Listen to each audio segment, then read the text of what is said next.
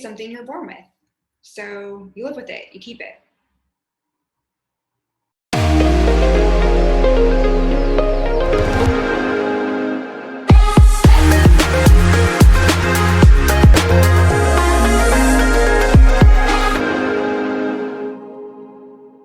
I'm talking about your name. Maybe you grew up thinking, I don't like my name.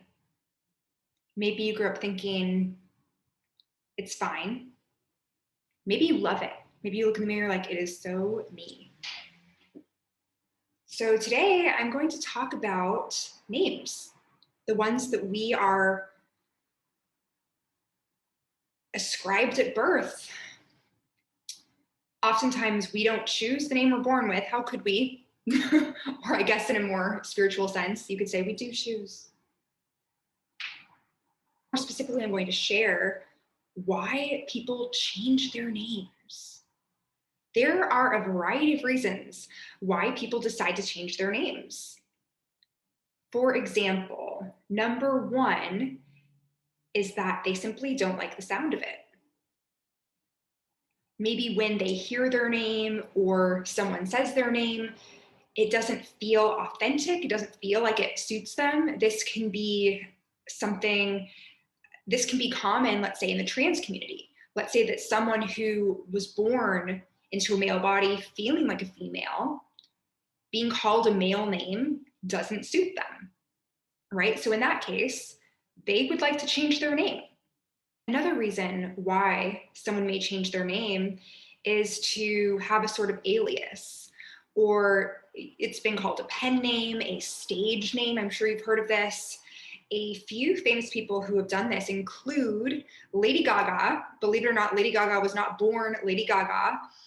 In fact, her first name is my first name, Stephanie.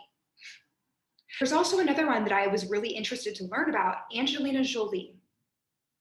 You may think that Jolie is her last name. In fact, it is her middle name. And this can be more common than we know. Third reason why people may change their name, now we're going to veer into last name territory, is because there isn't a distinct meaning to that name. And what I mean by this is there isn't a sense of connection with that last name because let's say you don't know the origin. Or maybe, let's say, you were adopted, maybe you were born into a family that did not have any records of your family history. So this last name, maybe it does bind you with a certain group of people through language. However, there isn't a broader or richer story there to help you really hone in on, oh, this is a part of my heritage. There's something deeper to this. Reason number 4, why people may change their name. This can pertain to last names. Let's say that someone doesn't have a positive association. In fact, let's say that someone has a negative association with the family that they were born into. There could be a history of abuse. There could be a desire to not carry on the patriarchy. Maybe to this person, the last name symbolizes something that they don't resonate with deeply, or something that actually causes anguish. So, for example, one of my friends was born into a family that was abusive, and she decided to change her last name because she didn't want to be associated with that lineage that she viewed through the lens of the patriarchy. And something pretty cool that she did actually is she adopted her own last name, a variation of Jolie actually, and other people who felt similarly to her that wanted to liberate themselves through their name decided to adopt it. Another option is to do a sort of stage name Angelina Jolie move and just drop the last name, upgrade your middle name. So there are lots of reasons why people decide to change their names, and often it's rooted in a few key desires. These desires include the desire to be authentic to oneself, and not afraid to ruffle some feathers or switch things up. The desire for beauty. Let's say if you don't like part of your name and you would like to be called something beautiful to you. The desire for liberation. This oftentimes comes from either a meaningless or full of maybe slightly negative connotations with a name. So changing it can feel freeing. It's a release. And another form of liberation here can be for women that, let's say, if they want to change their last name, oftentimes, stereotypically, they need to wait until marriage. What if they don't want to wait until marriage? What if they're not going to get married? Then go ahead and alter that last name, alter that first name. Alternatively, if you are male, whether you want to get married or not, you can feel stuck with your name. There really isn't an out through marriage for you in most contexts. I mean, now with same-sex marriage being legal, I suppose you could choose to adopt your partner's name. However, why wait? Why wait to love yourself by making the change if you know that it's your truth? I'm really inspired by one of my clients who is transitioning right now, and without a word, changed their first name on their video chat. It became this shift where, oh, I saw the name change. And instead of calling them Thomas, I began to call them Sarah. I didn't ask questions about why. Oh, why did you do that? We don't always need to ask. But I know that I've gotten many questions about dropping my own last name. And it's actually something that I had thought about for years. But I was convoluting authenticity with the status quo. And I thought it's authentic to keep the last name that I was born with. When really, what's most authentic for me is switching things up. It took me years to feel comfortable doing that, knowing that some people will be weirded out by it. People all the time call me Michelle, and I'm kind of confused.